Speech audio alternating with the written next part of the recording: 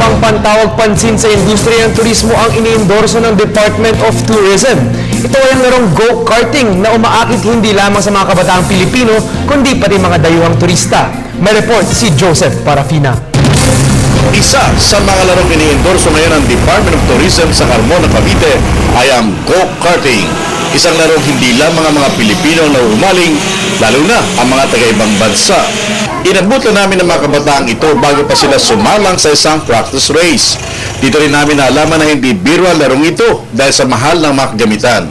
Subalit dahil prestiyoso at ang internasyonal ang pagkilala kung sakali, kaya heto sila, handa sa anumang pagsubok. We drivers try to do our best, give it all we've got, train to the best.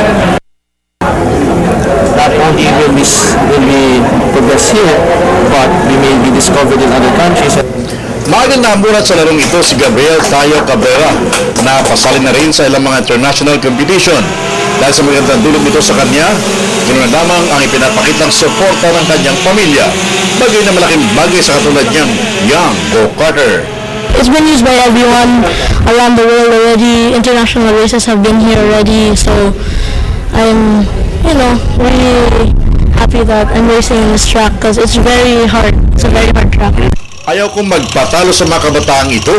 Kaya naman kahit medyo malaki ako, as in, malaki sa sports na ito, sinubok ko na rin ang kakaibang experience. Yun nga lang, ang hirap bumaba pagkatapos ng laro.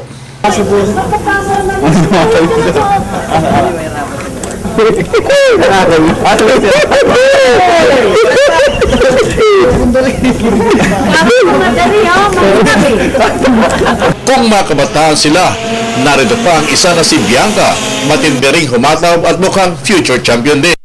Kaya naman, naghahanda na sana ako ng regalo para sa kanya. Yun nga lang. Gusto ko po kasi yung mga sports na lalaki. Gusto ko yung mga boxing, barila, go-kart. Pag nilagyan kita ng Barbie, hindi ka magiging masaya? Hindi po. Tatapon ko lang po yun. Para sa Telebisyon ng Bayan, ako si Joseph Parapina.